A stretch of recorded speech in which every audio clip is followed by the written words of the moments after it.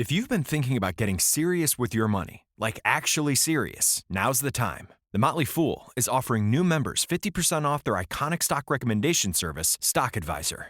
This is the same service that's crushed the market with recommendations that have returned 1,057% since inception, compared to the S&P 500's 180% over that same period.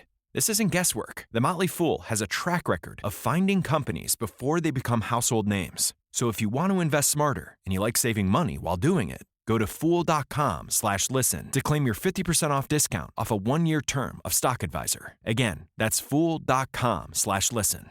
Returns of 1,057% are from the Motley Fool's product Stock Advisor and measured against S&P 500 returns of 180% as of July 10th, 2025. Past performance is not an indicator of future results. All investing involves a risk of loss. Individual investment results may vary. Bugs crashing your pack's party?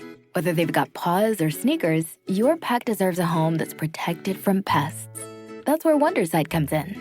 Plant-powered protection made with steam-distilled natural essential oils that actually work. It kills and repels fleas, ticks, mosquitoes, and ants without questionable ingredients or overpowering smells.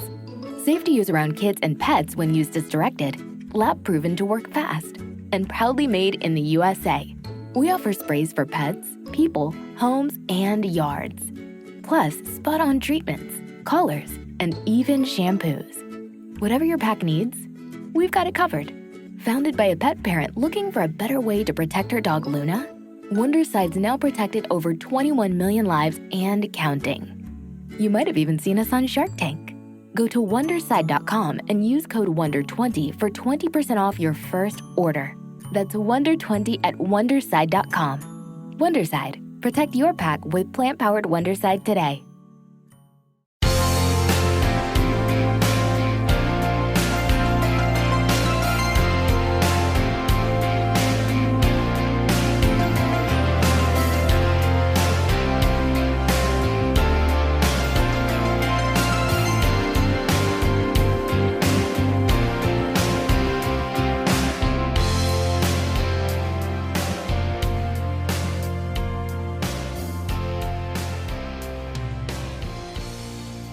Hello everyone and welcome to the Kulturecast / Wake Up Heavy crossover episode. I am your host, Chris Stachiw, and I am joined by the host of the Wake Up Heavy podcast. You have heard him on this podcast multiple times before, my good friend and yours, Mr. Mark Begley, of no relation to Ed Begley Jr. Finally gonna make that joke.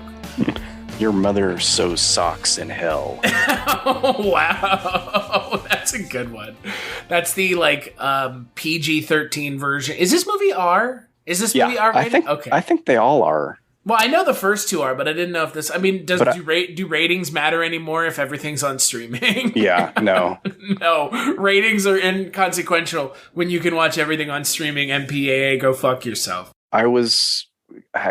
And we'll get into this more, but I watched everything but The Nun and La Llorona, and so I'm not sure about those, but the 6 movies I did watch in the Conjuring Universe are all rated R, and I wasn't sure about a couple of the Annabelles, but as far as I remember, when I started them, I would see the little rated R noting at the top of the screen, so kind of surprised, and I know it's mainly for tone, but sometimes it does sort of surprise me that a few of them are rated R. Like the Annabelles, most of the Annabelles I could see easily being a PG-13. Yeah. So, to Mark's point, we are going to be talking about the third Conjuring movie, The Devil Made Me Do It, but we're also going to kind of, I think, just talk about the Conjuring universe at whole, because I think between the two of us, we probably watched everything. I didn't watch the Annabelle movies again. I just couldn't bring myself to do it.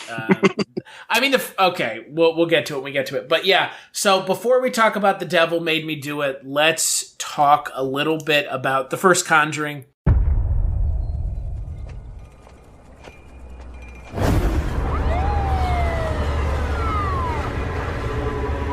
Hey! You okay there? Jesus. I think I hurt someone. This is Ed Warren, here with Lorraine. All right, let's get started. Residents of Brookfield were shocked this afternoon by the broad daylight murder of Bruno Sauls. The court accepts the existence of God every time a witness swears to tell the truth.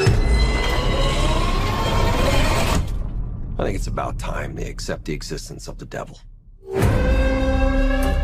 Whatever is going on, whatever happened that day, that was not Arnie.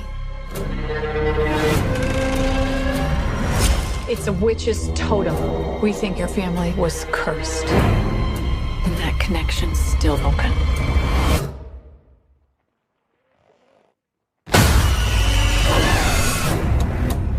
I'm only interested in reality. When I can see things that your people can't.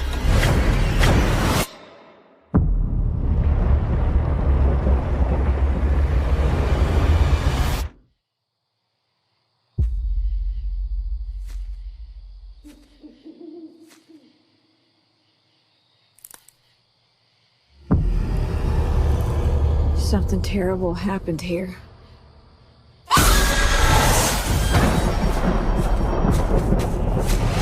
A master Satanist is not an adversary to be taken lightly.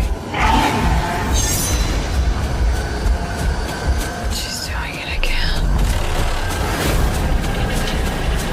She's reaching out to the darkness. Lorraine, you need to come back. Is saving him worth everything you have? Because that's what it may very well cost me.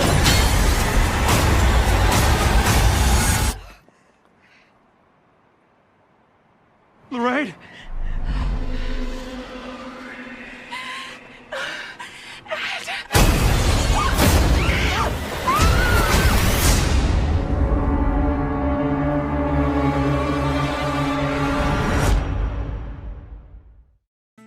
Bugs crashing your pack's party?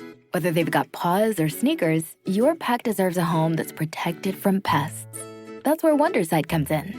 Plant-powered protection made with steam-distilled natural essential oils that actually work. It kills and repels fleas, ticks, mosquitoes, and ants without questionable ingredients or overpowering smells. Safe to use around kids and pets when used as directed, lab-proven to work fast, and proudly made in the USA. We offer sprays for pets, people, homes, and yards. Plus, spot-on treatments, collars, and even shampoos. Whatever your pack needs, we've got it covered. Founded by a pet parent looking for a better way to protect her dog Luna, Wondercide's now protected over 21 million lives and counting. You might have even seen us on Shark Tank. Go to Wondercide.com and use code WONDER20 for 20% off your first order. That's WONDER20 at Wondercide.com. Wondercide. Protect your pack with plant-powered Wondercide today. If you've been thinking about getting serious with your money, like actually serious, now's the time. The Motley Fool is offering new members 50% off their iconic stock recommendation service, Stock Advisor. This is the same service that's crushed the market with recommendations that have returned 1,057% since inception, compared to the S&P 500's 180% over that same period. This isn't guesswork. The Motley Fool has a track record of finding companies before they become household names. So if you want to invest smarter and you like saving money while doing it, go to Fool.com/listen to claim your 50% off discount off a 1-year term of Stock Advisor. Again, that's Fool.com/listen. Returns of 1,057% are from the Motley Fool's product Stock Advisor and measured against S&P 500 returns of 180% as of July 10th, 2025. Past performance is not an indicator of future results. All investing involves a risk of loss. Individual investment results may vary. Conjuring #1, 2013. James Wan directed it. Mark, I'm assuming, did you see it when it came out? Did you see it in theaters? I didn't see it in theaters. I don't see most new releases in theaters. I'm with you. I'm not going to go to the theaters anymore, but that's a different story. And we just don't get just don't get around to it. And the times when we could, like the weekend, there's so much other stuff to do. Right. And your kiddo would have been pretty young 8 years ago. So, what are you going to take like a 5-year-old to see The Conjuring? I mean, holy shit. I mean, you probably could. Well, we would have, left her with someone, but it's just not the kind of stuff that we run out to see. Movies these days are mostly revolve around my daughter. I'm trying to think of a movie that my wife and I have gone to see without her. I'm sure there's a few that happened early on when she was little, but most of the movies that we go to now are animated films or Marvel films, and we take her. But I would have seen it whenever it first came on to Netflix, I believe, is where it streamed first. And I believe I watched it with my friend Ronnie. We would have weekly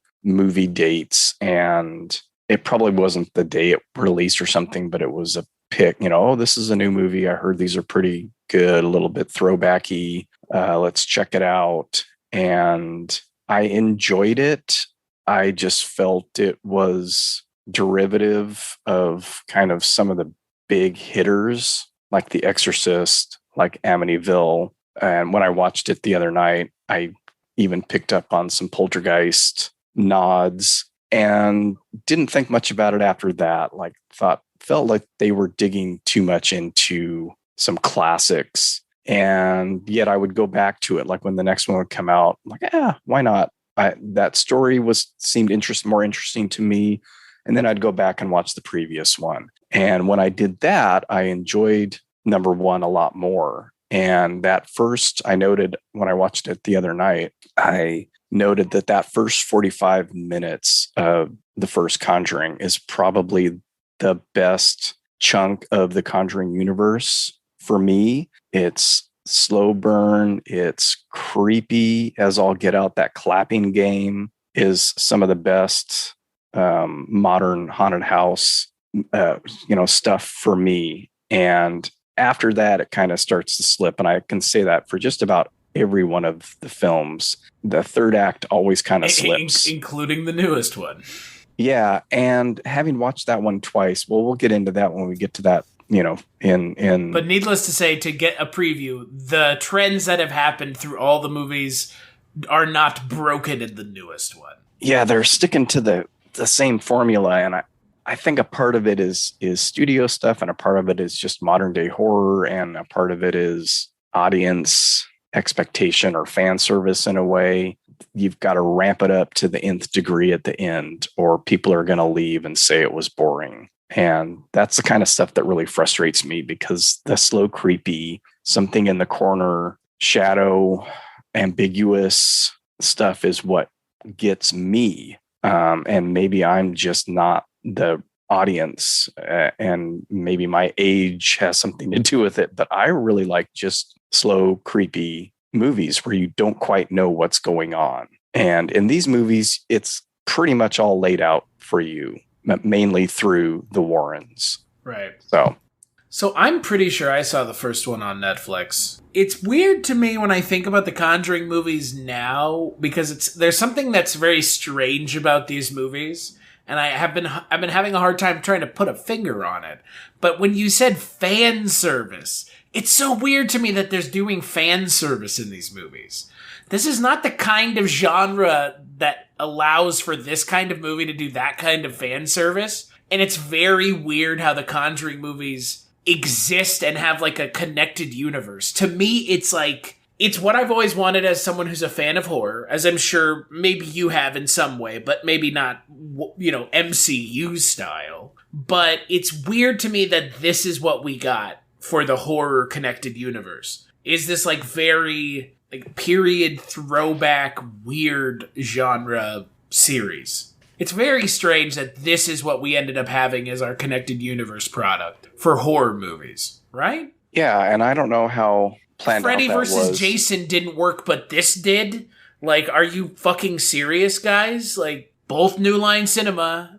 What the fuck? Yeah, and I guess I kind of realized from the beginning, we're going to see that doll again eventually. Yeah. So I'm sure they had some kind of plan. They had such a plan that in the new movie, they said they cut out the spin-off demon that was supposed to be in this new movie. I read that last night. Which, by the way, it fucking needed it.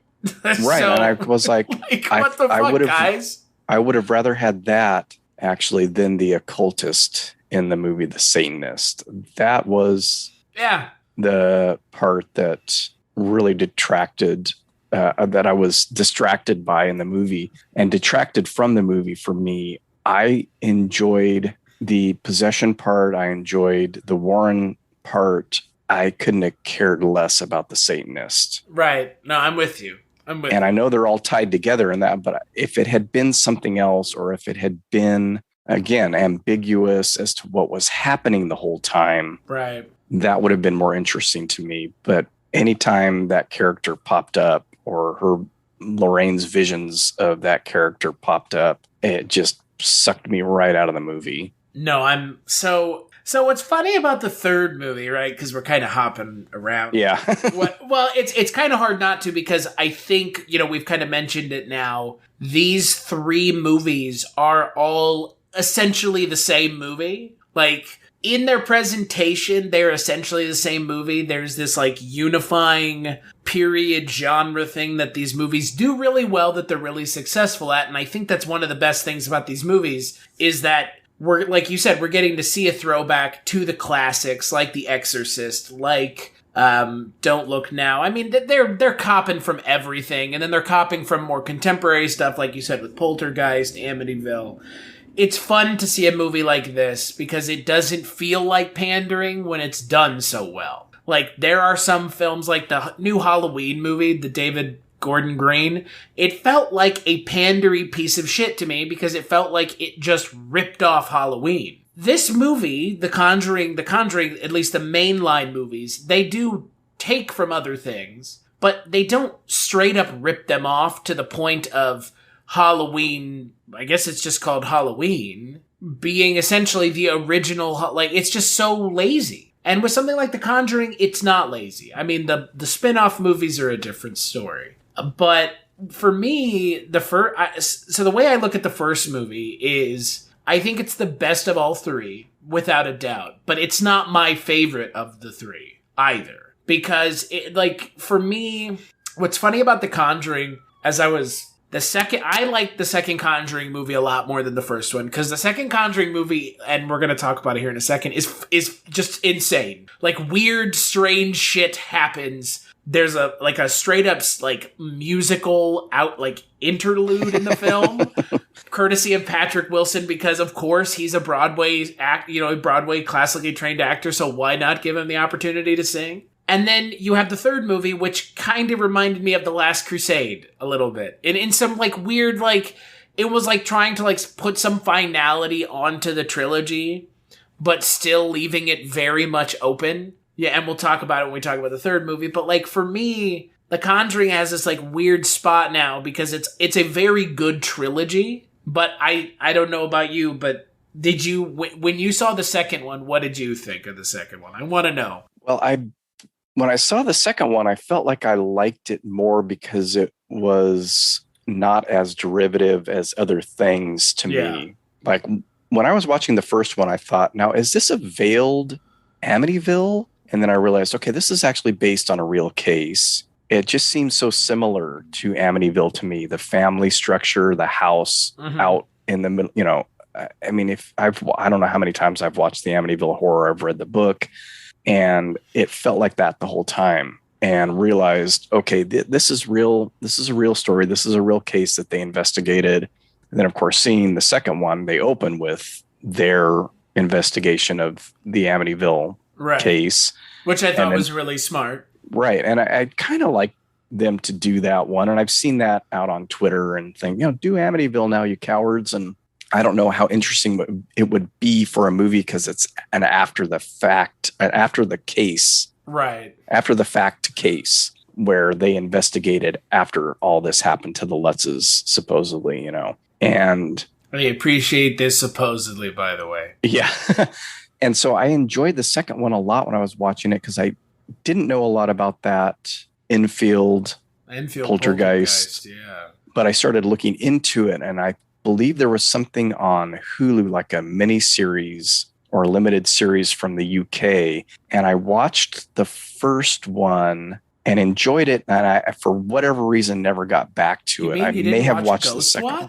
I've seen Ghost Watch. Okay, I'm not a big fan of Ghost Watch. Because Ghost Watch is based on the Enfield poltergeist too. Yeah, and I saw it much later. I saw it much after seeing whatever I watched on Hulu and seeing The Conjuring 2. I enjoyed that it was something I was unfamiliar with. I didn't pick up on maybe as many references to earlier films. There are those in there as well, but also I like British horror movies. This isn't it's Hammer adjacent. It's based in Britain. Yeah, it's not necessarily made there, but I mean, I just like you mentioned, their accents and stuff are kind of a hoot. And but I mean, I would say that heavy. This movie's kind of like more inspired by British horror movies than the first one is, right? That's where it's drawing its influence from. Yeah, and it was interesting to me that they sort of touched on the shyster-ishness of the Warrens a little bit more in it. Yeah. Having the varying, If you've been thinking about getting serious with your money, like actually serious, now's the time. The Motley Fool is offering new members 50% off their iconic stock recommendation service, Stock Advisor. This is the same service that's crushed the market with recommendations that have returned 1,057% since inception, compared to the S&P 500's 180% over that same period. This isn't guesswork. The Motley Fool has a track record of finding companies before they become household names. So if you want to invest smarter and you like saving money while doing it, go to fool.com/listen to claim your 50% off discount off a 1-year term of Stock Advisor. Again, that's fool.com/listen. Returns of 1,057% are from the Motley Fool's product Stock Advisor and measured against S&P 500 returns of 180% as of July 10th, 2025. Past performance is not an indicator of future results. All investing involves a risk of loss. Individual investment results may vary.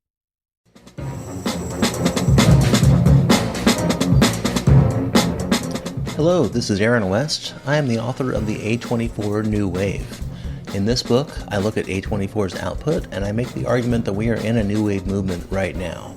A24 plays a major role. This book has a supplemental podcast where each episode is a brief conversation about an A24 related topic, whether an actor, director, or even a genre. As I continue research for the book and conduct interviews, I expect to record podcast episodes with people involved with the company. You can find the podcast at cinejourneys.com or wherever you find podcasts, and we are proud to be members of the Someone's Favorite Productions podcast network. What's her name? Franca. The people kind of there along for the ride to discredit everything. Franca Potente. Yeah. And so I liked that, and I liked that even though they present these as, based on the true story and factual in a way, they present them that way, but there was still a little bit more of that, okay, this is bullshit. The pictures of the girl. Right. She's obviously jumping off the bed or whatever. Right. And that's what all I remember when I first looked into that. I was like, how is this levitating? So I liked that they touched on that, and I felt like I liked it more. But on my recent rewatch, I realized, oh no, I like the first one more. And I do think it's the better movie, and I do like it more than the second one. And I think because there's two reasons I don't care for the second one as much now. And one of them is I really don't like the look of the Crooked Man. And the other thing is the weird Elvis deal. Boy, the Elvis deal is so bad that it unsells you on the movie. It's pretty funny. It's a nice little oddity in the middle of all the goings on, but I think they overamped it even more than they did in the first one. That finale is just ridiculous.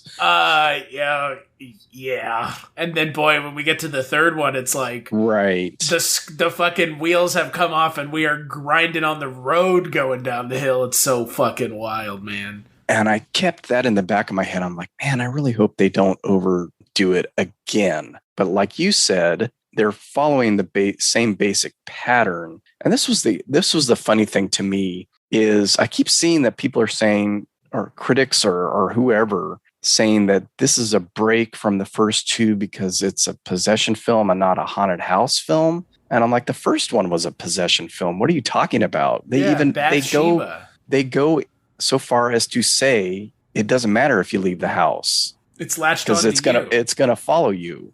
That's like Insidious. That's like Poltergeist, if you want to. It's like the other Patrick Wilson movies. It's not the house. And in the second one, it sort of kind of walks the line there because, this old guy is here, but he's possessing the girl. Yeah. Is it a haunted house? Because it's taking her over. So it's still, but it's not the old man. Remember, the whole movie. That's right. That's right. Yeah. So that's true. So that's my favorite thing. Okay, so that's unabashedly one of my favorite things about the second movie. Is the second movie in the last 10 minutes of the movie essentially tells you to go fuck yourself as the audience. They're like, everything we've told you up until this point has been essentially not important. It has been, the whole movie could be boiled down to like 3 scenes of like Vera Farmiga interacting with the nun, and it's like those 3 scenes are the entire movie. Because they like throw everything else out because they're like, no, but like the entire thing was just to test Vera Farmiga's faith. It has nothing to do with this family.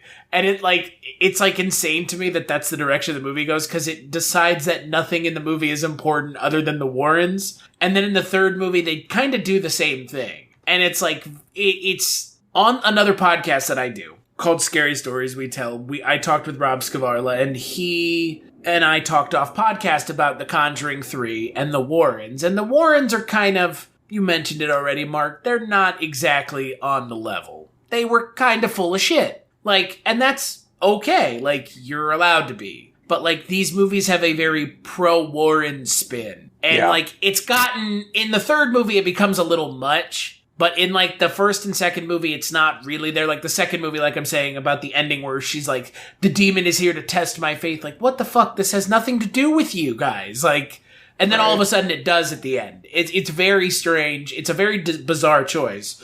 But the second movie has, like, one of my favorite scares of all time in it, with the painting scene, with the painting and the shadow and the nun. Mm-hmm. That scene's amazing. I mean, it's like the clapping scene in the first movie. Like, it's the scene James Wan can hang his hat on from this movie and be like, that scene is a fantastic scene outside of this movie. But yeah, the second movie is not as good as the first one. It's just a weird movie. Yeah, it's a lot of fun. There's a scene where a dog turns into the Crooked Man, and it's given no context at all. Yeah, it just happens. I like that happens. I just don't like the look of the Crooked Man. He looks like Dumb Donald from Fat Albert, that hat coming down over his eyes.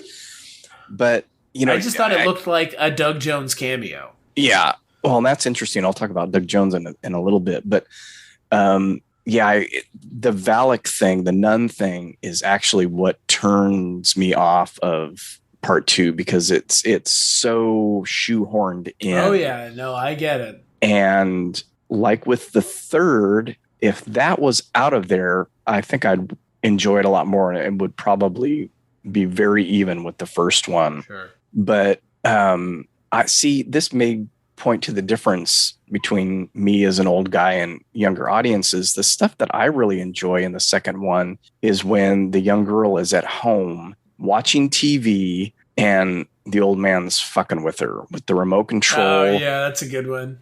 And that kind of stuff where, okay, is he in the corner? Is he in the chair? That's the stuff that, I mean, I'm actually giving myself chills right now thinking about those kind of little things. What about the scene where she transitions into him? Right. And that scene is fucking amazing. It might actually be, it's probably as good as the nun scene. It probably is. And it's subtle. And you don't know, okay, something's going on back there, because she's all out of focus. And then she slowly becomes him, and you can see the mouth moving, and you're like, okay. See, that's the kind of stuff that gets me wherever the creepy zone is in your brain. Oh yeah. That's what works on me. And then they kind of ruin it, because then they have him like pop up behind her. This is my house. And that's where I go, like, you didn't have to do that. You really didn't have to do that. And that's where movies like the Insidious, new It, or the new It movies, they like, it's working on a creepy level so good, and then they've got to bash you in the face with it. Loud noise. Right. Loud noise and fast. And for me, slow and soft is creepier. Yeah. And I want creepy. I don't need to be surprised. Right. And that's why that nun scene, like, the only part of the nun scene I don't like is, like, the end when she runs at her, because it's, like, way too much.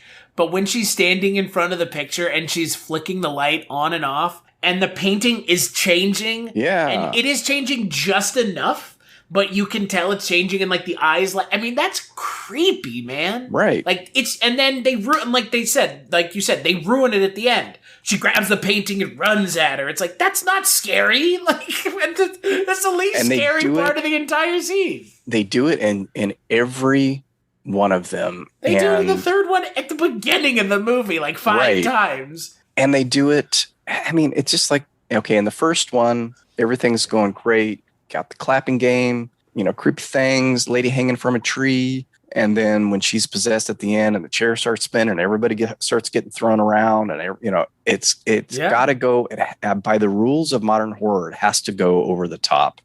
They do it in the second one in much the same way. And in this one, they start out with it. Don't they? With the first possession of the little boy. And I'd be much more interested in seeing that story from beginning to end with the little boy, even though I guess it's kind of anticlimactic. But for a Conjuring movie, they could do whatever they want with they could have transformed the end to something more outrageous. But that's fair. That whole thing with him, even not the opening scene, but when they try to understand how the little boy was possessed, that stuff with the waterbed again, just seeing that face roll over behind him. Yeah. Creeped me out. And then they've got to go over the top with the arm coming out and grabbing him. I'm thinking as I'm watching it, and I don't mean this to be like, this is how I would have done it. And not that I, would have any filmmaking talent or anything like that. Having him back slowly off that waterbed and then just have the hand come up, not out of it, but hand come up and touch his hand. To me, for the first encounter would have been creepy, and then maybe you amp it up a second time. But of course, we're dealing with a side story, or not the main point, so we've got to get to the point pretty quickly. But just having the arm shoot out of the bed and grab him, and then loud noises, scream, and water everywhere, and okay, there's a bunch this of means loud, it's scary. There's a lot of loud needle drops. I mean, there's a bunch of like really loud like violin cues. They do it in the first movie, they do it in the second movie, and in this movie they do it again. And similarly to what you're talking about, it's like diminishing returns. And that's the interesting thing. I did watch the 3 Annabelle films because I like all 3 of them, and I watched them in the wrong order. I watched them backwards for whatever reason. I just felt like doing it that way. And I have to give credit to the first Annabelle movie. There is, I think I'm remembering this correctly, there are hardly any of those musical stings like that in the film at moments where you would normally expect it. And I think that's why I really enjoy that one. And I've flip-flopped on my kind of personal rankings of those films on these rewatches as well. I believe I've watched the first 2 a couple of times at least, and this was my second watch of the third one, since it's the most recent of the 3. And I thought that I liked part 2, Creation, more than the other 2, but now I'm kind of flip-flopping and thinking I actually really like the first one, and a lot of people didn't like it, but I like the period aspect of it, and they do it really well. Like you mentioned, in the Conjuring ones, it's not distracting. They do it well enough. Everybody looks like appropriate for the time, in my eyes at least, and I lived back then, so I feel like I have a decent handle on that. I mean, not in the Conjuring universe, I was alive during those times, not Annabelle. But the 60s feel of the first Annabelle works for me. In the second one, I guess it's... If you've been thinking about getting serious with your money, like actually serious, now's the time. The Motley Fool is offering new members 50% off their iconic stock recommendation service, Stock Advisor. This is the same service that's crushed the market with recommendations that have returned 1,057% since inception, compared to the S&P 500's 180% over that same period. This isn't guesswork. The Motley Fool has a track record of finding companies before they become household names. So if you want to invest smarter and you like saving money while doing it, go to Fool.com/listen to claim your 50% off discount off a 1-year term of Stock Advisor. Again, that's Fool.com/listen. Returns of 1,057% are from the Motley Fool's product Stock Advisor and measured against S&P 500 returns of 180% as of July 10th, 2025. Past performance is not an indicator of future results. All investing involves a risk of loss. Individual investment results may vary. Hello and welcome to Tumbleweeds and TV Cowboys. My name is Hunter. In this podcast, I'll be joined by a different guest each week to discuss a classic Western movie or TV show. I've been a fan of classic Westerns for as long as I can remember, and in recent years, they've become very nostalgic for me. I love the aesthetic, the tropes, and I love seeing different filmmakers' takes on them. At their best, they're incredibly entertaining, rewatchable, and some of my all-time favorite movies are Westerns. We'll mostly focus on Western movies made in Hollywood, but we'll also be covering spaghetti Westerns, and one thing I'm very excited to get into are Western TV shows. I've got some amazing guests coming on the show, film professors, historians, and podcasters. And Tumbleweeds and TV Cowboys is part of the Someone's Favorite Productions podcast network, and many guests on the show will be from other shows on the network. Thanks for listening. A little earlier 60s, maybe even in the 50s. That's right, because that's the creation. Yeah, and I can kind of maybe mention that as well. I don't like how they tied that back to the first one. It's too corny.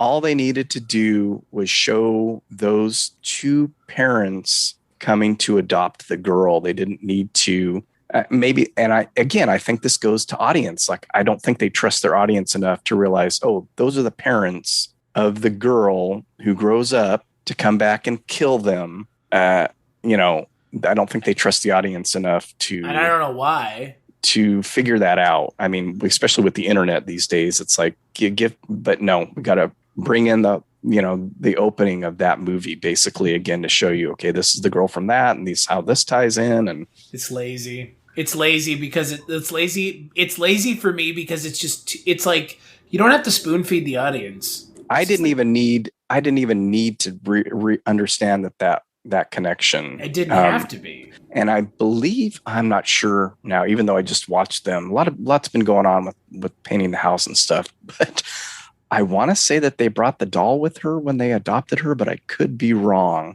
And if that's the case, it's a huge cinema sin because Mark Begley with cinema sins. He's back and he's taking no prisoners. The husband buys the doll for the wife in the first one. So I'm like, is that what happens? Or does it just randomly show up again? I don't know.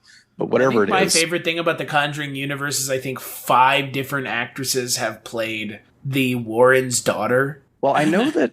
At one point it's McKenna Grace. That's the one where she's doing all the acting and they didn't rely on the other actors. Right.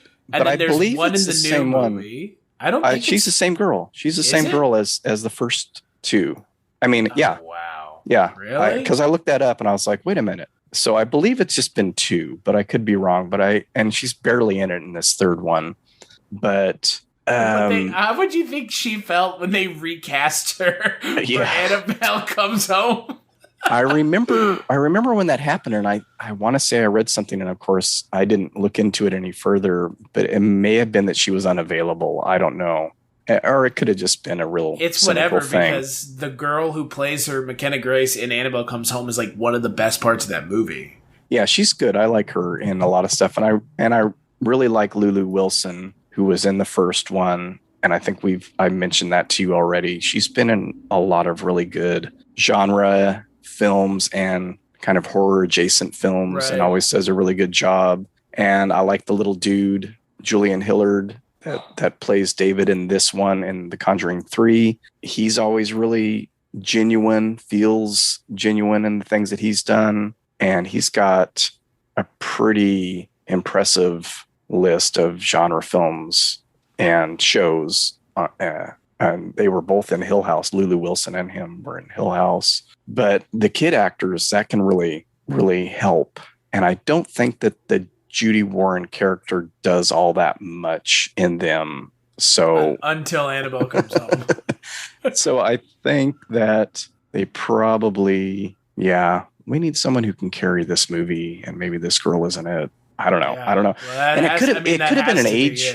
It could have been an age thing as well, where she was too old already to play the daughter at that point. Oh, that's right. Because I guess it is like technically a prequel, huh? Yeah, it's earlier than. You know, and I'm not going to try. I'm not going to try and figure out the timeline. Like, no, it's pretty much right. It's right after they take the doll from the nurses. Don't they take the doll from the nurses at the beginning of the movie? They show that they show that scene again, but so I don't know.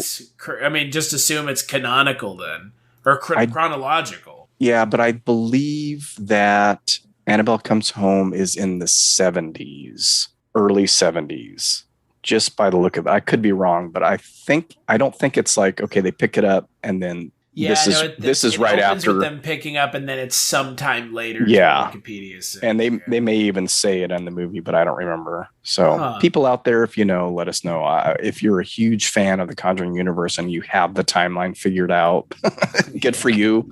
Good for you. And let Chris know. Don't let me know. It's so The Nun takes place in 52. Annabelle Creation takes place in 55. Okay. Annabelle takes place in 67. The Conjuring takes place in 71. Then Annabelle Comes Home takes place in 72. Okay. Then The Curse of La Llorona takes place in 73. Conjuring 2 in 77. And The Conjuring 3 in 81. 81.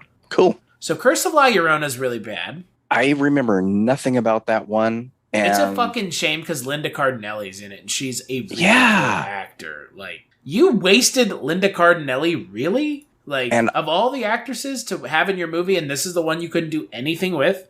Come on, man. Like, what the fuck? And I didn't remember that until you mentioned it. I literally remember nothing about that one. I barely remember The Nun. All I remember about The Nun is being disappointed the whole way through. Like, this is so below even the whatever I considered the worst of the universe up to that point. I was like, this isn't even close. The best part about that movie is Bonnie Aarons. That's it. Like, and like even that is just like her doing nun stuff. Yeah, like, I couldn't tell you. They're supposedly gonna address it at some point, but will they ever address why Taissa Farmiga plays a character in the Conjuring universe where her sister works and they look identical?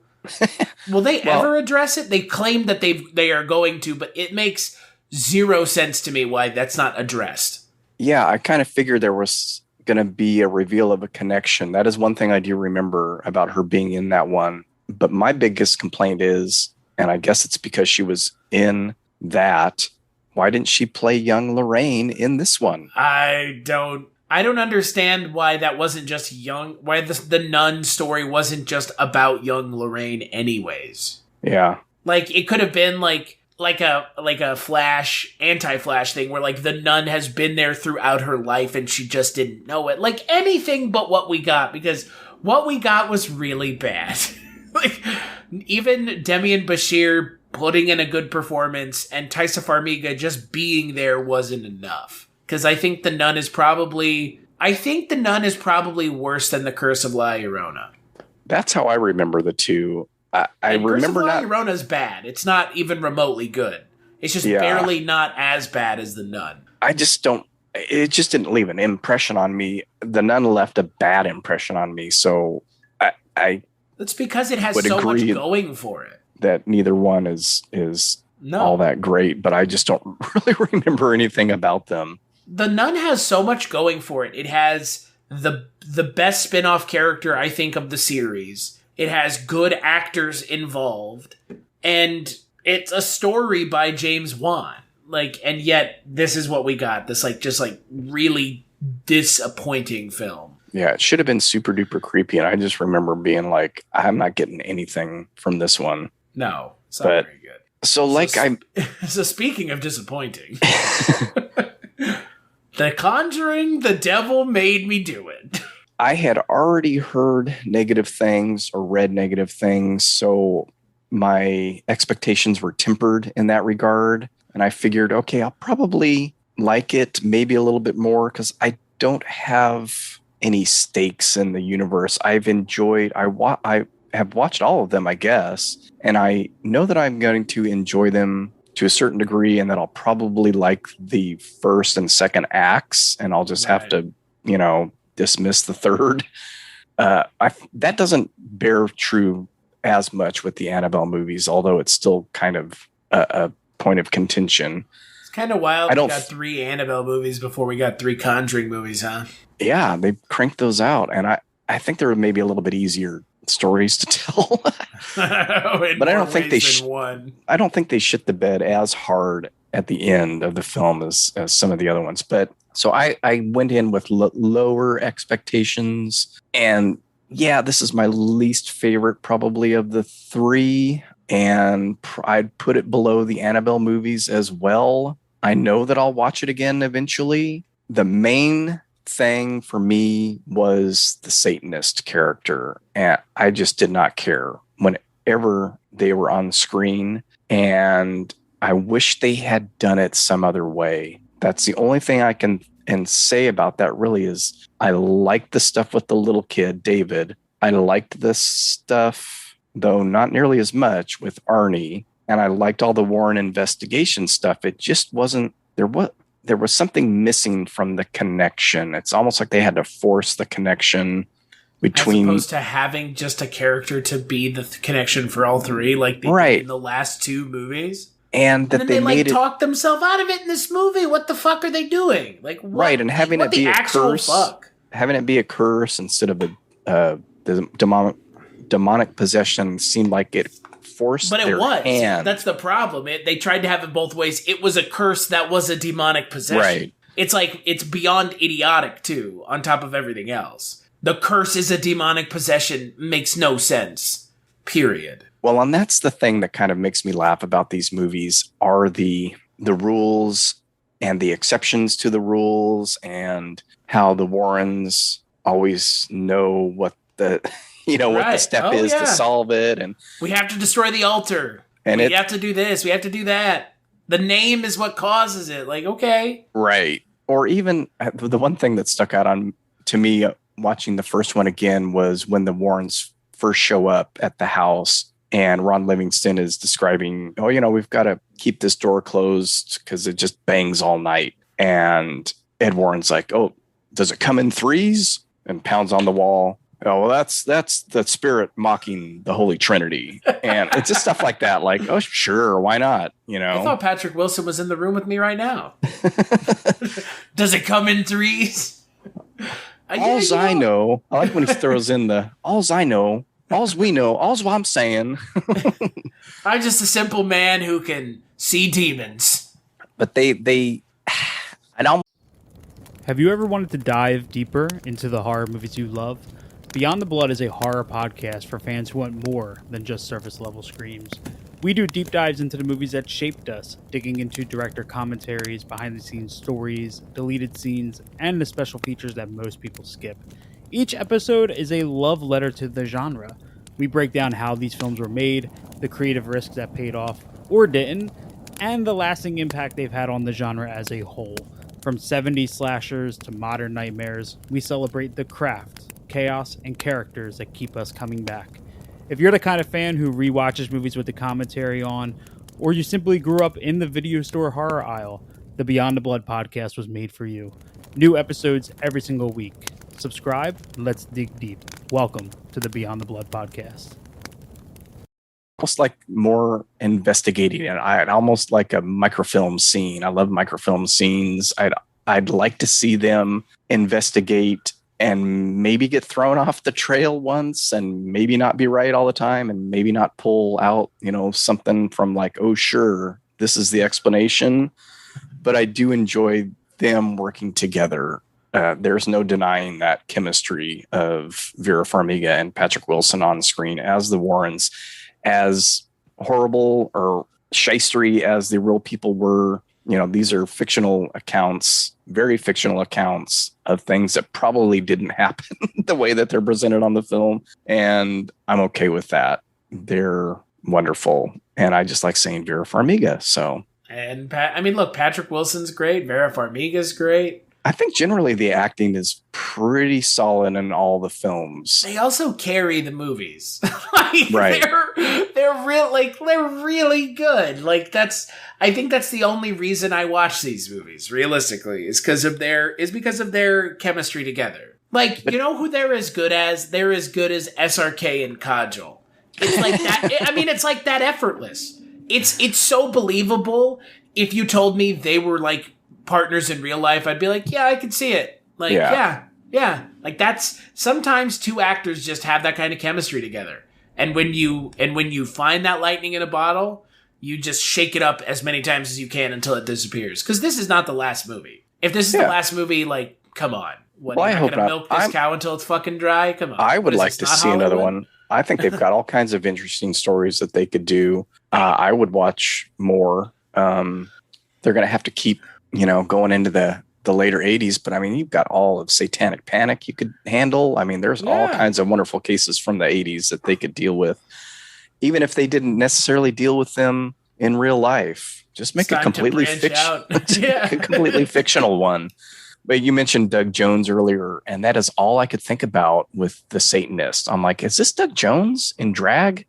That's the second time now that someone has said that is the villain of this character a character in drag. You're the second person I've heard say that now. I honestly thought when they first showed that character in the house with Arnie, when he's supposed to be going to get the meat, I was like, oh, Doug Jones is in this. I didn't even realize it was a woman to begin with, because it's completely in shadow and dressed in all black, and her hair is pulled tight in a bun or really short. I'm not sure which, but I thought, oh, okay, Doug Jones is in this. And then I realized later on, oh, wait, no, that's not Doug Jones. And then all I could think of was, oh, this person looks like Doug Jones.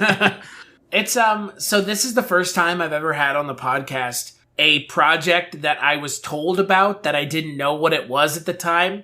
I finally realized what it was. So I interviewed John Noble last year for the Lord of the Rings podcast that we did. He plays Denethor in Lord of the Rings, and he was telling me about a big horror movie that he was in that he couldn't tell me about. And then I realized, lo and behold, because I didn't watch any previews for this movie, when he showed up in this movie, I was like, holy shit, this is the movie. And then you know what the worst part is? He is criminally underused in this movie. John Noble's amazing. Go watch Fringe. Go watch Lord of the Rings. He's amazing in Lord of the Rings, and he's in it for like all of probably 10 minutes of screen time.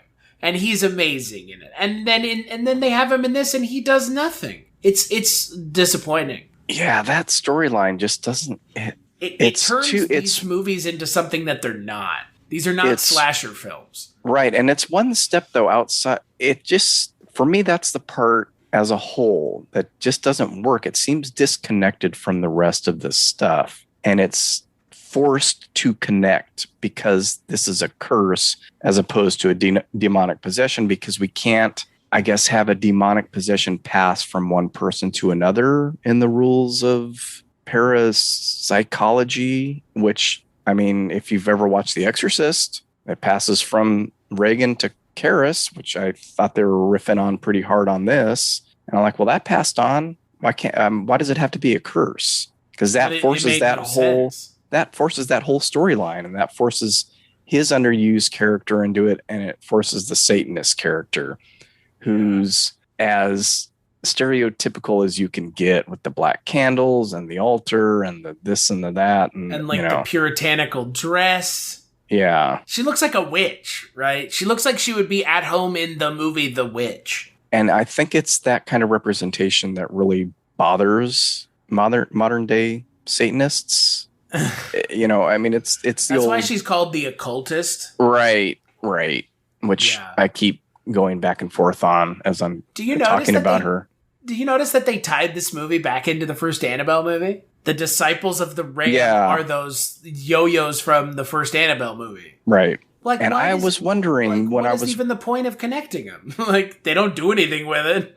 And I thought, did I miss something in one of the ones that I didn't watch where that was explained in more detail? That was Annabelle. Okay, because I believe I watched The Devil Made Me Do It. Yes, I did. I watched it the other night, most of the way through, and then finished it the next day. And then I watched the first Annabelle, and I was like, oh, okay.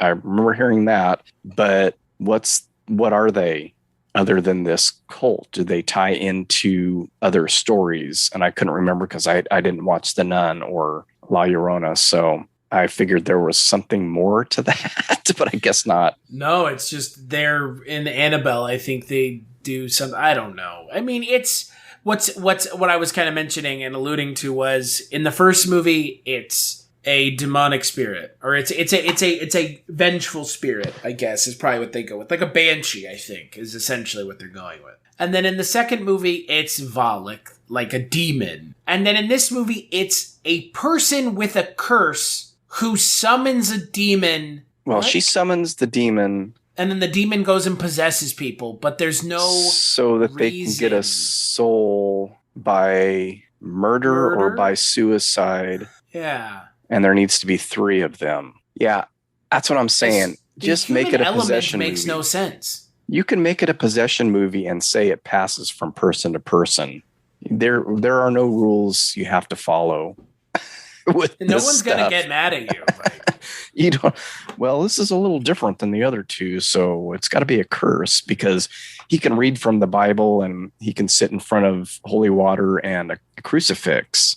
Well, okay, that's the thing. They set up these rules, or they know these rules, and then they break them immediately. But why do you're placing these rules on inhuman spirits, as they like to call them throughout the films, something that's never had human form? That's what all these things are. Why do they don't have to follow the rules? They're inhuman spirits. They're right. Demon. So this movie feels like it was like reshot into the ground, doesn't it? I'm curious about that because like the thing that makes me feel like the reshoots is when John Noble tries to explain why his daughter, who is the bad guy of the movie, is doing what she's doing. It is the laziest explanation. Yeah. I was researching it and it like rubbed off on her, but like that feels like a very lazy reshoot excuse. And obviously there had to have been reshoots. We know that there had to be because they have mentioned in interviews, Michael Chaves, the director, has said there was an iconic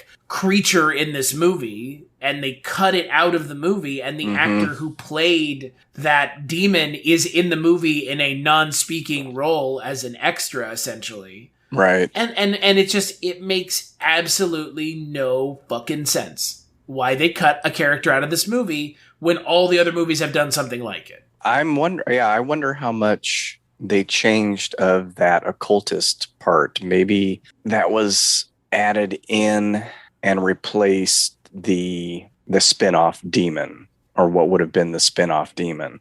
Supposedly they were working together, but like I doubt it. Like I think to your point, I think it was the demon was the main part until we find out right at the end. Which I would have preferred, actually. And I don't care if that had come out of left field, because I wouldn't have had to have watched the rest of the stuff with her. And hey, can you imagine if it was you thought it was a demon the whole movie, and then right at the end it turns out it is a demon being controlled by someone else, not a curse, just being controlled by someone? Like, that would have been a better twist. Yeah, I would have been fine with that, probably.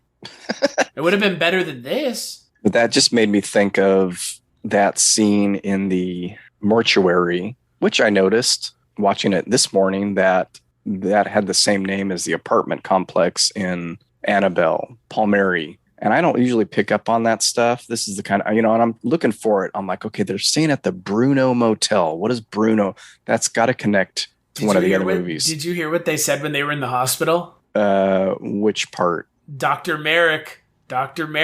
Well, see, now I noticed that because they have a very unsubtle nod to The Exorcist at the beginning when the father gets there. Really? How unsubtle is it? And then I thought, okay, they're doing it again with the Merrick. And then I was like, wait, his name isn't Merrick, though. It's Marin. So is that the connection you were thinking of, too? Was Exorcist? Yeah, but it's not right. It makes no sense. And then I thought, well, maybe the transcription's wrong. But because I've had to watch it with subtitles on, because I watched it late at night and early in the morning, so I had to keep the volume low. But maybe it's a reference to Joseph Merrick, the Elephant Man.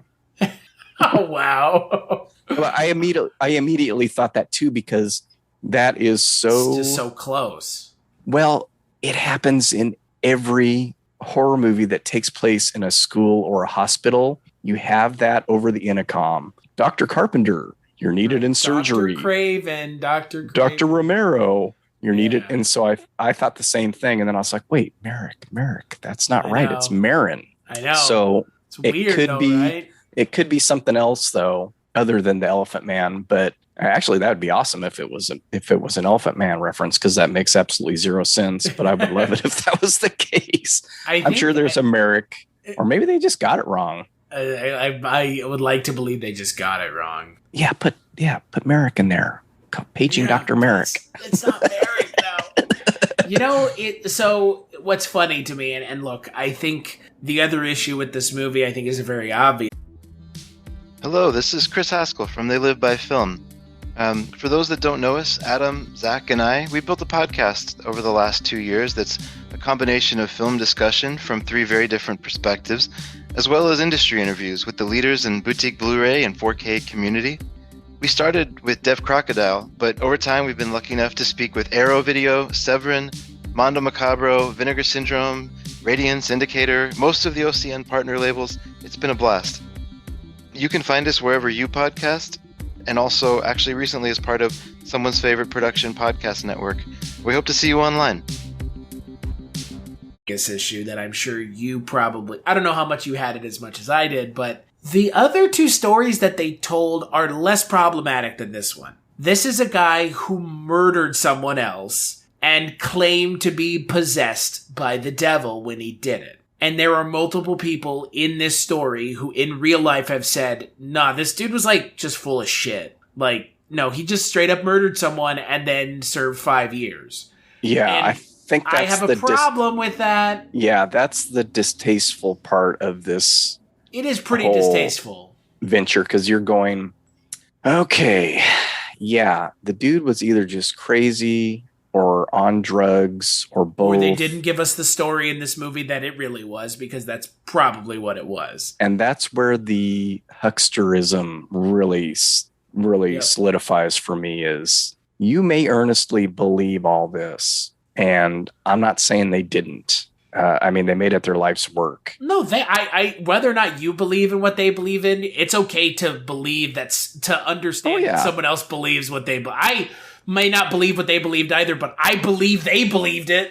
You know what I mean? Like, right. 100%. I believe they believed in this shit. And I do believe in some of the stuff that they believed in, but the way that they did it always felt little P.T. Barnum. Yeah. I mean, they had movies made about him.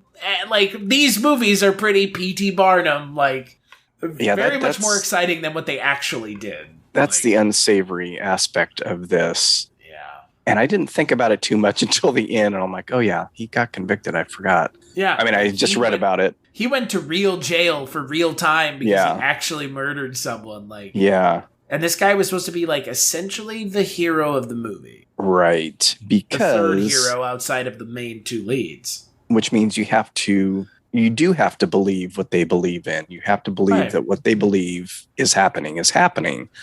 And that can be problematic. And I don't know if that's, I haven't really seen that raised as an issue. I think I've just seen it more, story-wise and structure-wise. It's just not as solid. Everybody's favorite parts are the Warrens. And I have to agree with that. But I just keep going back to this point, is I just wish it had just been a possession story, whether it was hopping from person to person or not. Leave the Satanist stuff out of it, and I would have enjoyed it a lot more, I believe. And I think I'm not sure, I got sidetracked at some point, but the scene in the mortuary, oh yeah. So beside the reference back to Annabelle. You mean one of the 2 scenes in the movie where zombies show up? Well, and that's the thing. Again, they blow it for me. As a viewer, big, huge, creepy, dead guy in the shadows works. The second that dude starts running, I'm out. For one thing, it's an animated corpse. Yep. It wouldn't be running. And then it almost turns unintentionally comical because you have a really large guy running really fast. And I just wish somebody would tell these people slow is fine. Soft is fine, soft as in volume. Right. Shadowy's fine, or it could be in full sunlight. I mean, that scene at the beginning of the movie in the house when the cereal falls off the counter, to me, that was creepy. Just something like that in broad daylight with, okay, why is the cereal box moving? That gets my mind working. Masters of that in the first two movies, that broad Right. daylight stuff. Yeah, and that's why the first 45 minutes of that one I feel is the best 45 minutes of the whole Conjuring universe. But it doesn't have to be fast, loud, and bombastic to scare people. And I don't know if that's just constant studio meddling or if it's written that way originally, or people are saying, look, you know, that guy's creepy, but there's got to be more. He's got to be fast. He's got to be a fast zombie. It's got to be overkill. And I'm let down every time they do that. Like, I'm anticipating something creepy. Okay, he's standing there, and then he's not standing there. And then where is he? I mean, that works for me better than he's standing there and now he's coming at me full bore. And I break the connection and he drops back down dead again. It's very lazy. It feels like it's from a different series. Not this one. I just feel like if they thought about it for like 5 extra minutes, how could this be super creepy? And then work something out. Patrick Wilson is creepy. Oh, just make him run. Just make him run at him. That's creepy. No, that's scary. It's shocking. It's not creepy. I need more creepy, Chris. I need more creepy in my life. I need more creepy. Well, you know what's funny about creepy? Why also at the end of this movie did they decide to turn it into a slasher movie with Patrick Wilson turning into Jack Torrance from The Shining? I'm glad you said that. What is going on in this movie where it just goes from everything is these demons testing our faith to he is now trying to murder his wife with a sledgehammer. Like, wait, what now? What? Hold on. Whoa, shit. This is just, if you know, the term jump the shark just doesn't matter if there was never a shark to begin with. This movie jumped it all. In like 1 or 2 scenes, it decided that it just doesn't want to participate in the universe that it had such a massive hand in creating. I think it goes back to possible changes that you mentioned may have happened, like when Father Kastner is describing what's supposed to happen with this. The possession goes from a child to a person in love to a father. It's this trinity of innocence, faith, and purity, love and faith, I think, were the 3 things he mentioned. So David, that is weird. They do mention that. David, the little boy. Yeah. So David, the little boy, was the purity. Arne is the love. And then the father, Ed Warren, is the faith. I think it was father. Maybe it was something else. But I didn't catch that the first time either, because I thought, what's going on with him? Because she blew that stuff in his eyes. And then I thought, okay, they're connecting it to he's the possessed now. It's passed, the curse is passed on to him. And I didn't even think about the Jack Torrance thing until this second time watching it. I'm like, oh, so here's our heavy-handed reference again, other than the Exorcist one at the beginning. He's limping along with Ursat's axe in his hand going after his wife. Yeah. And I'm like, oh yeah, okay. It takes It's like so blatant though. Once you see it, it is as overt can be. If they had just CGI digitally replaced Patrick Wilson's face with Jack Nicholson, it would have been the same. It's that lazy. Or they could you said, he's even trailing the sledgehammer behind him. Mm-hmm. Like it is like so 1-to-1. It's just beyond lazy. Yeah, I'm surprised I missed it the first time, but like you said, once you see it, once you make that connection. I mean, I miss stuff like that all the time. That's why I watch things multiple times, because I'm paying attention to what's happening, not looking for cinema sins or, I mean, obviously cinema sins. Obviously the Exorcist riff at the beginning, which isn't the first time they've riffed on The Exorcist. I mean, even the font. It's the most heavy-handed one that they've done. That kind of stuff, it doesn't, I mean, they ripped off the scene from The Exorcist that everybody knows. Right. The one of 2 scenes, I guess. But it's the pea soup scene or that scene. But that's like one of 2 scenes, and they whole cloth ripped it off. And it ain't the first time it's been ripped off, so that's fine. I kind of get a chuckle out of that for whatever reason. But they didn't do anything interesting with it. Well, and that character is such a non issue. I mean, he's in all three of the movies. He but sure is. He never does anything worth a hoot. I mean, I like that he was in all three movies. Yeah, I like the connections too, but it was kind of funny that they I always get used these that. movies confused with Insidious, and I always forget. I always think that Lee Wannell's going to be in this movie, and in the first one, right? And then I always forget that that's Insidious. Yeah, I wish that those two dudes were in these movies. That's right?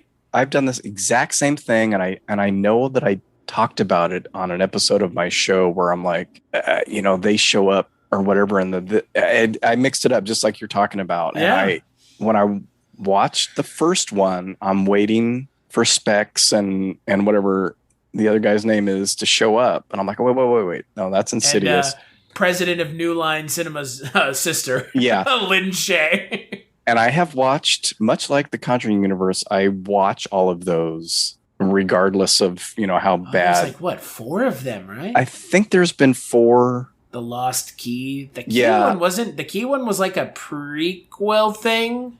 Yeah, and I've enjoyed those kind of in much the same way as these movies. I think I enjoy the Conjuring Universe a tad bit more, but I'll watch the next Insidious movie if they do another one. I mean, look, it's got Patrick Wilson in it. I get a kick. Patrick, look, like, I think they're, we kind of mentioned Vera Farmiga and Patrick Wilson already and their chemistry, but, like, Patrick Wilson has made a name for himself as working in the genre and, like, really, really being successful in the genre. Look, I mean, I'm a huge fan. I mean, everything that I've seen him in, he's good in things that are objectively shit, like Watchmen or that Phantom of the Opera movie with Gerard Butler singing. Never seen it. Good. Don't go out of your way. I mean, Bone Tomahawk. He's in. Even in Aquaman, he's pretty good, and that movie is a real nightmare. But for me, like, this is his signature role. Like, I will always think of Patrick Wilson as Ed Warren. There's the hair. I mean, it's something about the hair too, right? Like, it's that hair, that widow's peak, man, is just like, he's like built for this role.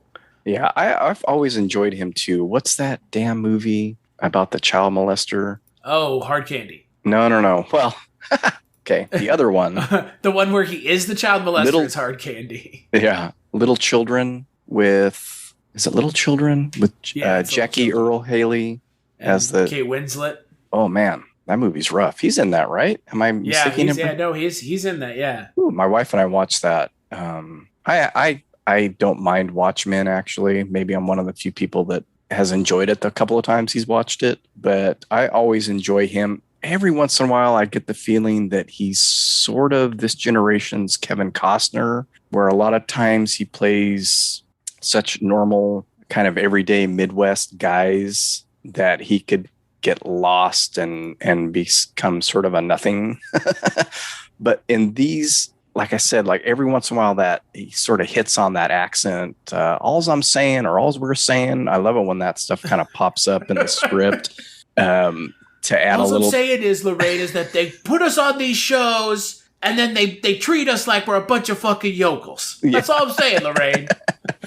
I like it when they slip into that kind of stuff. And I mean, I texted you that thing about in the second movie with their bogus accents. I mean, you had already mentioned it, and I didn't have a chance to take me accent out and talk about the ghost in the trolley. Like, the children all sound like chimney sweeps in that second movie. Yeah, I mean, I know that they're supposed to be like lower class English folk, but like, we have to make everybody sound like they work in a coal mine, like. Or like everyone. Dick Van Dyke and Mary Poppins. A bunch of fucking chimney sweeps. Like, it's... Oh, my God. Yeah, Patrick Wilson going in and out of the accent is funny. I will say, though, about the third movie, Vera Farmiga, I think, for me, kind of phones it in this movie a little bit, too. It's more trancey. Like, she's too... In trances too much for me. Yeah, that was the thing that I kind of got out of it.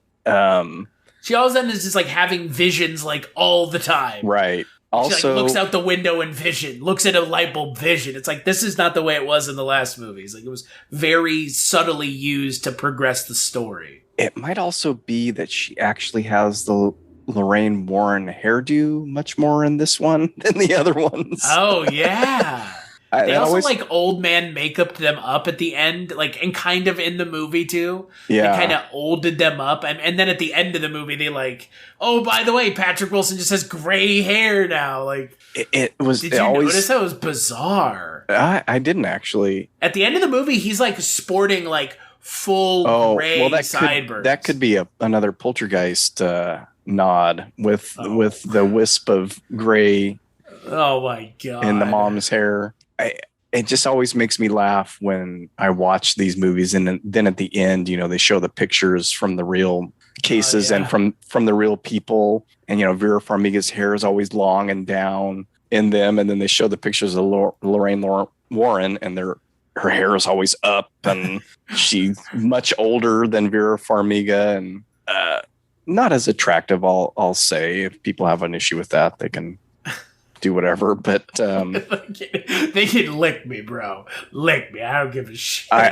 I liked at the beginning of this one going, oh, they gave her the Lorraine Warren hair this time. But it does come down during the movie. Then it goes back up and back and forth. But it's also interesting to that point, listening to when they have the recordings of the actual things. And again, I think it's creepy enough, even if these kids are faking, however you take it as a believer or non-believer in supernatural things, something's going on, obviously, with especially a kid that's 8 years old. Who's possessed by Bill Wilkins, who is 72 years old. Well, or in the third one, when they play the tapes of David, at the end of the film, it's it's creepy enough as it is, even if it's a mental health issue thing or something else. And I would like a more toned down, realistic version of a Warren story at some point. It could be really scary if they did it right. Yeah, I don't even if it was left completely ambiguous, or even if at the end they go, oh yeah, well, this wasn't a demonic possession. Your kid's got mental health issues and you need to get them help, which would be great. Bum, bum, bum, bum, bum, bum. Lorraine Warren shows up with 2 Ritalin. Here you go. The demons are gone. Well, I get it. I mean, it's a little formulaic now. It's a little just kind of like going paint by, conjuring by the numbers. They broach that, like I mentioned earlier, they broach that in the second one when they get ready to leave and they're on the train and they're like, yeah, I think they were fooling it. I mean, look at these pictures. But then it turns out it was just to test Lorraine Warren. Right. They're laying it out like, yeah, okay, this is not what's going on most likely. Yeah. And then they got to pull it back and say, no, yeah. Because you have to believe that the Warrens at least believed that this was really happening. And the Warrens had to have some connection to it because it couldn't just been them helping a family. Right. Which was the weird thing. Like, all of a sudden, as soon as the Warrens start becoming entangled in the stories, I stopped caring. Because it's something that Cullen has mentioned before, that he doesn't like these, like, savior stories. And that's all of a sudden what the Warrens have become, right? They're entangled with everything. And, like, it's the people are trying to actively harm the Warrens. And these people are just, like, all of a sudden it became about the Warrens and the people are just caught in the crossfire. Like, that's almost this entire movie, right? Is like the occultist all of a sudden is like, I'm going to turn on the Warrens. In the second movie, it's like, no, it's testing my faith. And in the first movie, that's not the case. And I don't get it. Like, you don't have to make it seem to me that, like, the Warrens have been like, they've been at the center of this whole time, which I guarantee you is what that second Nun movie was totally going to do. Yeah, I agree. I think that again is what I dislike about the second one, is that Valak thing is shoehorned in. It has nothing to do with the rest of the story. No, it's literally that they try to pull it one way and then they pull it right back the other way right at the end for no reason. Yeah, they don't need to be personally connected or even personally attacked in the film for me to care about what's going on. And I feel like they think that that's what needs to happen. And that's not what happened in the first movie. They just need to figure it out, solve it, and let and then go home and see which daughter is there at their house. Is it McKenna Grace or is it the other girl? Which actress are you this time? Which Judy are you? Who has control of you, Judy? They come home. Is it Valak? Is it Annabelle? Is it Bill Wilkins? I'm Bill Wilkins, and I'm 72 years old. This is my house. I love that scene. That scene is a creepy ass scene. There's plenty of creepy scenes sprinkled throughout the series. All of them, yeah. And for me, I think that the Annabelle ones are a little more successful because they don't go batshit and they don't have to make a personal connection with an outside force. And the Warrens aren't really in them except in, opening scenes. Yeah, aren't they only in the third one technically? I forget which one now where they repeat the opening of the first one. I guess that would be the third. Is it? Yeah. The prequel repeats the beginning of the first one. I get them. Yeah, because it goes Annabelle creation, then Annabelle, and then Annabelle comes home. Yeah, they pull the opening of Conjuring with Annabelle. They pull from that a couple of times in the Annabelle trilogy. Gotcha. But Annabelle Comes Home is the only one that they're in with new footage. Right. Yeah. Because they interact with their recast daughter. Yeah. And the kids at the beginning and at the end.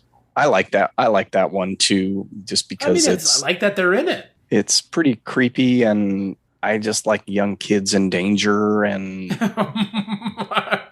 well, it's a little odd that the prospective boyfriend disappears for a good 15 minutes after he's introduced and gets chased by a werewolf and then comes back at the end. That's odd, but I'm okay with that. So I meant to ask you, did you watch any of these movies with your daughter? I didn't. I was going to, and I realized it was her last week of school, and with the house painting and prepping and all that stuff, I was like, I don't think I'm going to be able to arrange this to where we can watch them together. And then as I started watching the first one, I can't even remember which one I watched first. I watched them all out of order.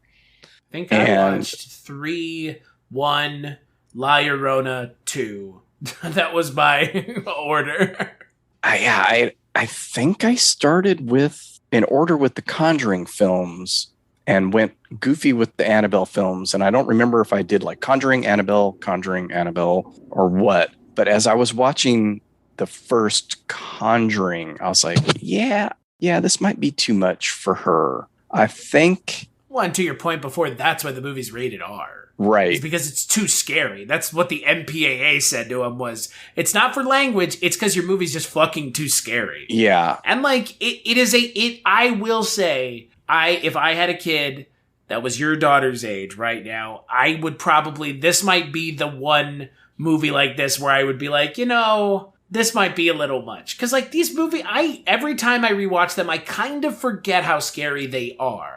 Like, I don't find it, I'm not scared by it anymore, but like, they are, like, James Wan and kind of everybody around him who works on these movies do a very good job of being scary. Like, I will not chide these movies for not being scary. They tend to be pretty scary. Yeah, I think that's what I realized. Except for the nun. Yeah, I think that's what I realized. Like, okay, I know they're rated R for tone mainly. There's enough super creepy stuff. I know if it's creeping me out a little bit, it's going to creep her out a whole lot. Right. And yeah, so I was like, I think I might need to wait a little bit still. And how often does that even happen anymore? Movies getting rated R for tone? Come on. That's like, how unheard of that is anymore. I'm trying to think. So strange. There was something for like blood and guts. Yeah, there was something though recently where it was the same kind of scenario, and of course I can't remember what it is, so I don't even know why I brought it up. But there was another film in the last, 5 or 6 years where that was sort of the reasoning given as well. And I can understand it for probably the first and second Conjuring. The Annabelle movies, I don't know, not so much. Annabelle Creation's rated R, and I could never figure out why. Yeah, that one. I think they say fuck once, maybe. Like, I think that it's one I'm not like sure about. Time. And even the third one, that could have been, I think, very successful as PG-13. And maybe I'm 99% sure they're all rated R, and none of them are super, super gory. And yeah, language usually isn't an issue. There's no sex or nudity in any of them that I can remember. They're all rated R. So they are all rated R. A couple of them I think probably could have been PG-13, whatever. Even a PG-13 movie, though, can scare the crap out of you. So it's not so much I was worried about the rating. I was worried more about the feel of them. And if I feel like I can gauge pretty well her level of creeped outedness, and I think most of these would put her over the edge.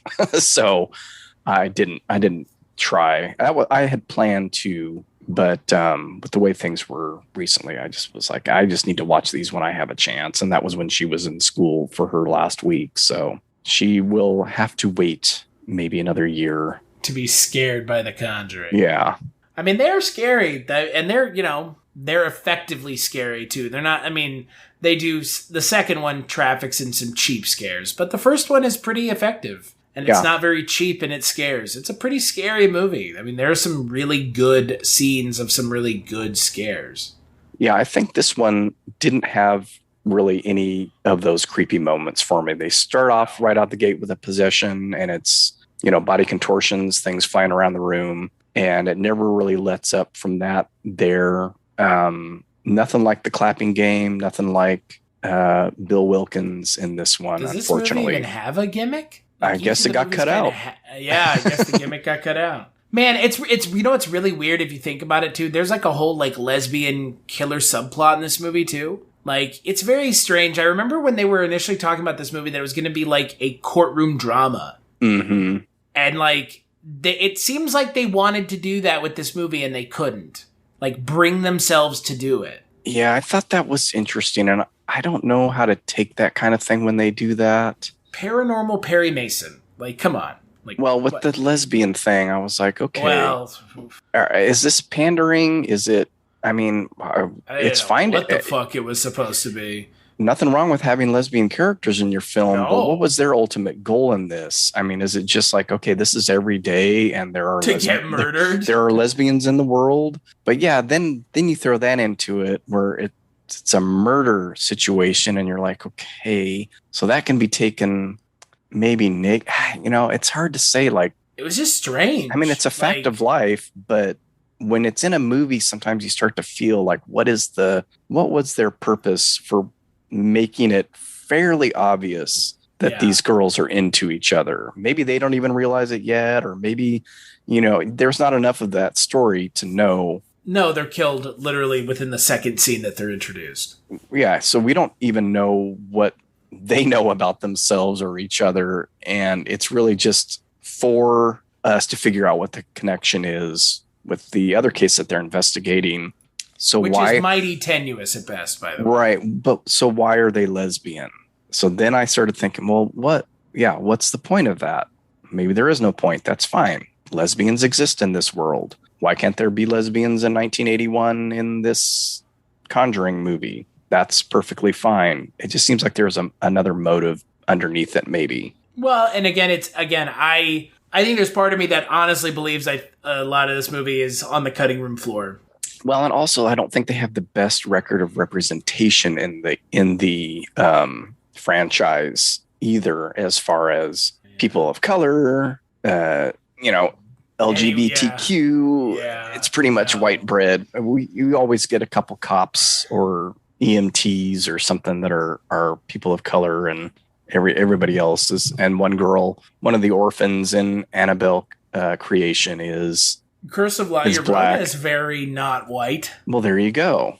I guess I should have watched that one. Not good. So, like, Curse of La Llorona is a movie that is a film about a Spanish urban legend that has a white woman as the lead. Yeah. Well, there is another film that's supposed to be very good. It was up for Oscar for Best Foreign Picture. That's on Shudder. That's La Llorona, not The Curse of. And it's supposed to be pretty good. I haven't watched it yet, though. So it's the same urban legend or folktale, but a different movie. So it's not The Curse of La Llorona. It's just La Llorona, and it's on Shudder. And it was from, I'm not sure which country, but it was up for the foreign picture Oscar this year. It's kind of amazing that a movie on Shudder was up for an Oscar, but there you go. Well, that's Shudder for you. I guess I'll have to watch it because the La Llorona movie from this series is like I said, not good. I remember very little from it. Didn't even remember Linda Cardellini was in it until you mentioned it. The reason I mention it is because Michael Chaves is the guy who directed it. Right. I knew that, and I knew that the nun was Doberman. Yeah, so they're all wrapped up in there. They just need to learn some subtlety. Or no, I guess the nun is Corinne Hardy. Okay, and I'm not familiar with their work, so... Yeah, but Annabelle is Gary Doberman, I think, the third one. Because the second one is David F. Sandberg, the guy who would go on to direct Shazam. Yeah, and who did Lights Out. I like all the Annabelles, so... And I don't... For these, I don't care all that much who writes and directs them. No, and I'm not even like James Wan to do the Conjuring movies. They clearly I'm not even benefit from having him. I'm not even beholden to that idea. I think as long as he's exec producing and saying this is fine and this guy will do good in this, I can kind of trust that. And but having said that, knowing that this one wasn't directed by him and is definitely a step down.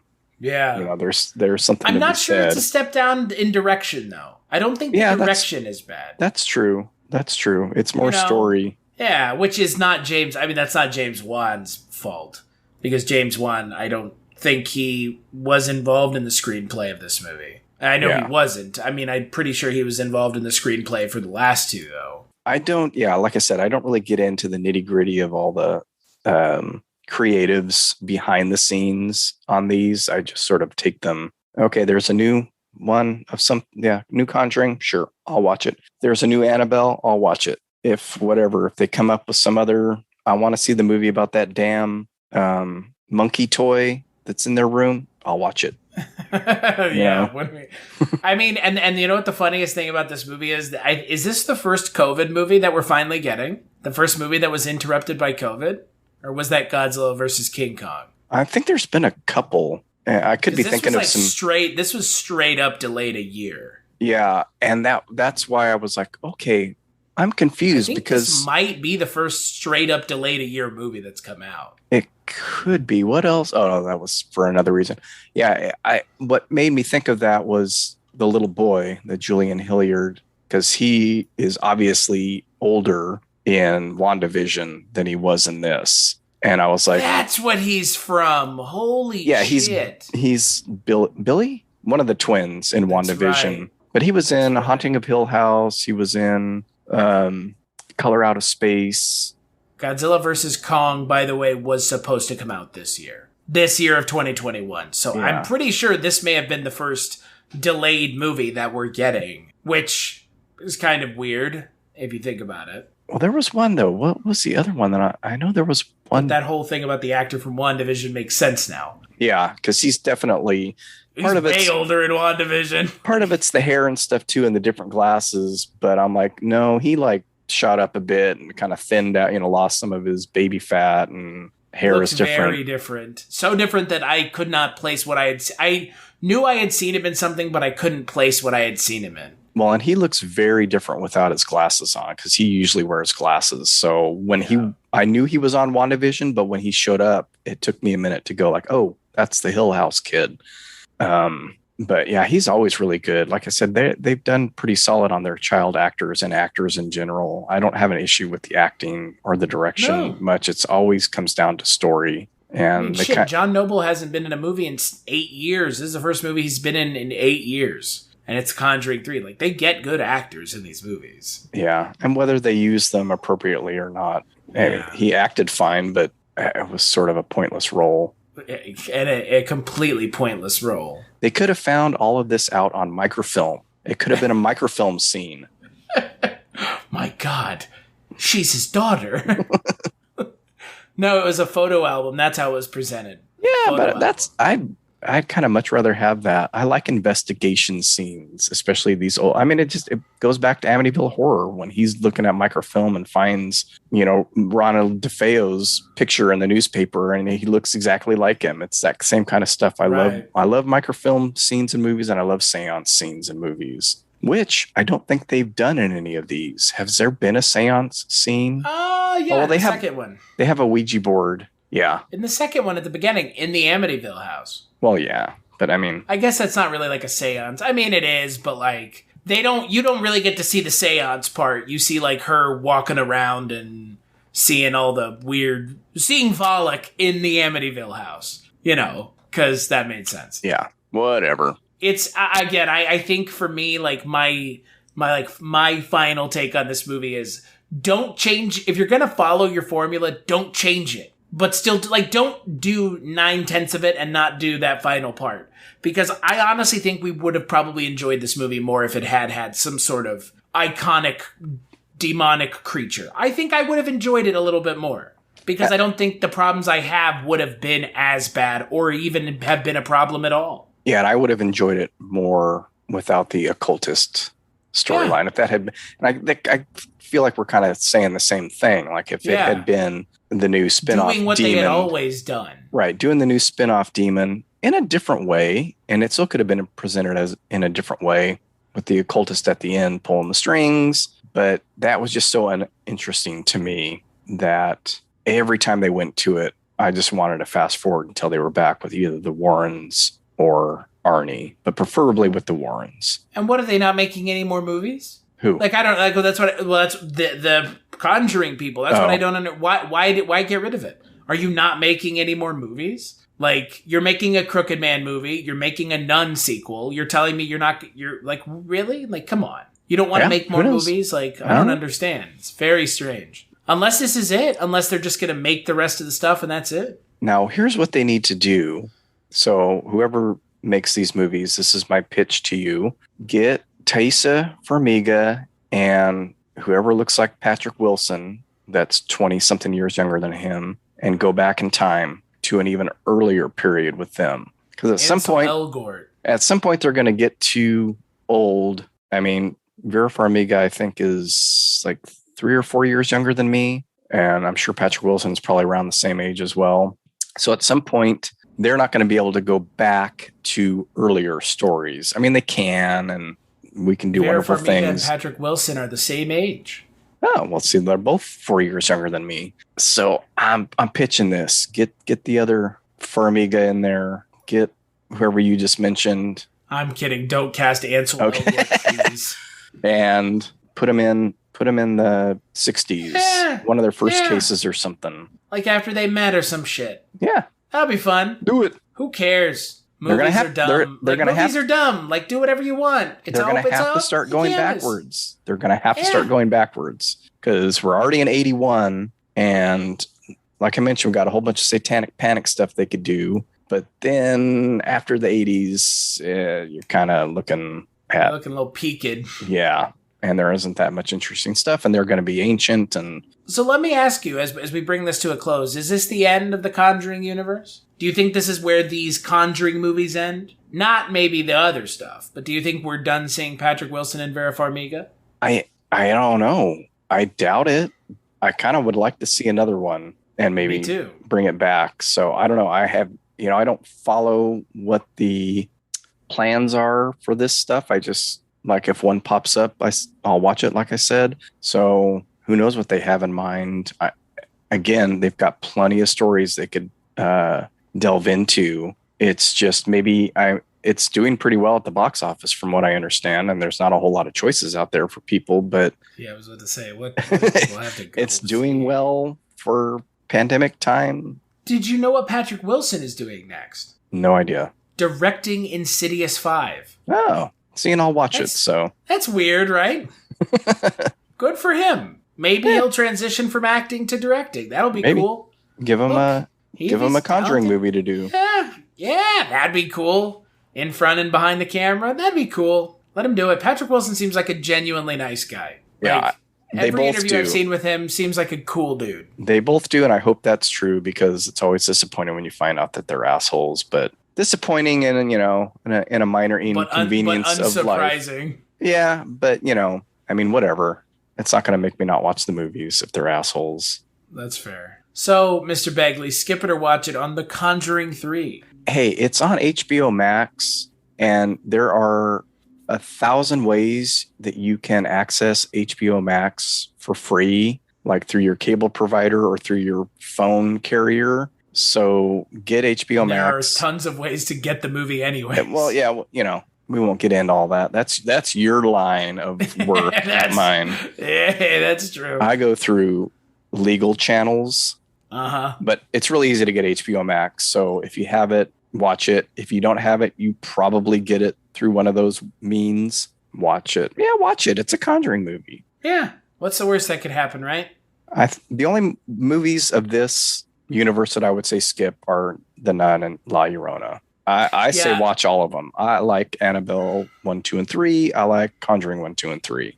You remember how at the end of The Nun they tied it back into the first Conjuring movie? Do you remember that shit? I don't, because I remember nothing about that movie. The character that Taissa Farmiga goes along the entire movie with, that's not Demian Bashir, is the possessed guy at the beginning of the first Conjuring movie who touches Vera Farmiga and gives her the vision of Valak that she talks about in the second movie that you don't know is about Valak until the second movie because they retconned it in the second movie to connect to the first movie. Yeah. That's some shit right there, huh? I don't remember any of that. That's wild. Because the character's name is Frenchie, but it's like Pierre or something, or it's Mich, something to that effect. And then they tie it all back into the Nun movie, which ties into the second Conjuring movie. It's just so fucking weird. Yeah. Yeah. Stop it with the tie-ins, maybe. It's really heavy-handed. Yeah. That was the term I was going to use.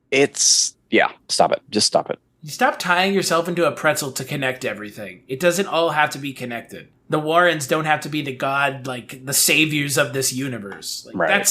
That's effectively the position that they've been put in. And it's kind of weird that that's where we are now at with this series. So on that note, I'm going to give it a skip it. Because I don't think it's as good as the first two. And frankly, I don't think it does enough. Right now I'm saying skip it. I may rewatch it and say, okay, it's Patrick Wilson and Vera Farmiga are doing enough here. Because, even the worst episodes of The X-Files, you still got to see Mulder and Scully together. Right. There's still some benefit in that. I have a harder time in suggesting this movie because, it is very bad. Even in the Conjuring universe, it's pretty bad. It's very disappointing, too. I think that's the bigger problem. Yeah, I think that's my issue with it, too. It was a letdown. I know I'll watch it again. Probably watch all three of them. If I watch the first one, might as well watch the second one and watch the second one. I need a little bit more of this world. I'll watch the third one. So it'll be watched again. It won't be watched as often as some of the other films in the series. Especially not even the first two Conjuring movies. Right. Those first two movies are just so good. I genuinely like those first two movies a lot. I think those first two movies are immensely rewatchable, as you could clearly attest to, as I could clearly attest to. And I think that, some of the spin-off movies have their merits, but the first two Conjuring movies really are that good.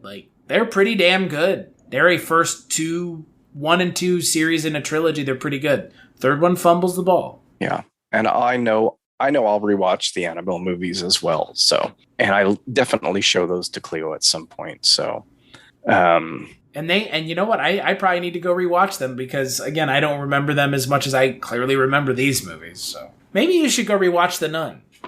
I might eventually rewatch those two again just for shits and giggles. But I think for me, and I probably mentioned this already in the episode, the Annabelle films don't shit the bed as hard in the third act. I think that's the difference for me. They don't go balls out crazy as much as these tend to do. And there's still some issues. And, we get the sacrificial Negro in the first Annabelle, which is just really dumb. And there's other problems, and I don't even like the look of the doll. It's the stories that kind of revolve around it that I enjoy. And again, there's younger actors in those movies, and I like seeing those kids in peril type of films and things. And I guess the first one gives me a little Rosemary's Baby vibe throughout. And so I have a soft spot for the Annabelle films. And I know I'll watch all of them. You like the Annabelle movies more than anyone else that I know. It's possible. And I know that when they came out, or when I saw them, I had already heard so much negative. Right. And I watched the first one and was like, I liked it. And it's sort of been how it's gone since then. And I'm fine with that. Well, I can tell you that I hope that there's more Conjuring movies, but let's maybe get some people back at the helm of the ship that know what they're doing. Because this movie's like abrupt, bizarre change in the storytelling devices, especially when you knew what was successful so much so that you took it out of your movie, is just a very strange choice, and the movie suffers because of it. Like, really suffers immensely. Even if they didn't do a spin-off with the creature from this movie, it needed something to hang its hat on more than a human being tormenting them. And I think it's an easy fix, and I think they can do it. And they don't need to worry about a spin-off demon. It can just be another story that, like you said, we don't need to connect everything. No. They've got a lot of cases that they investigated. There's plenty of fodder. Just put one of those together simply. Yeah, I agree. Solved your problems, Hollywood. I say skip it. Controversial, I know, but a lot of people are saying that. So little too much for me. The changes were too much. It just wasn't enough. So until the next episode of the Kulturecast and Wake Up Heavy, where can people find you, Mr. Begley? You can find me at wakeupheavy.com, and I'm on Twitter, Facebook, and Instagram, all at Wake Up Heavy. And the, let's see, what did I just get added to? Oh, Stitcher. I'm on Stitcher now. So you can look up Wake Up Heavy on Stitcher. That was a personal request from somebody that listens to the projection booth. And I thought for some reason that I had ported over there already, but I hadn't. So I'm on there now. And if that's your preferred method of listening to podcasts, there you go. That's where you can hear Mark's dulcet tones. Yeah. I like the way your voice sounds. Oh, yeah, me too. Oh, Lord. As for me, you can find me on Twitter. As always, Christmas Claus, Kulturecast.com, Patreon.com/Kulturecast. That's where you can find me. Big thanks to Mark. This was fun. We covered every single base, I think, in the Conjuring universe. Yeah, and next up, well, shouldn't say next up. Next up, at some point. Very soon, we'll be diving back into another spooky universe with the Poltergeist films when you and Jess come and join me on my show. Yeah. So Mark and I are going to be working together on a couple episodes coming up, so make sure to check those out, and we'll catch you on the next episode.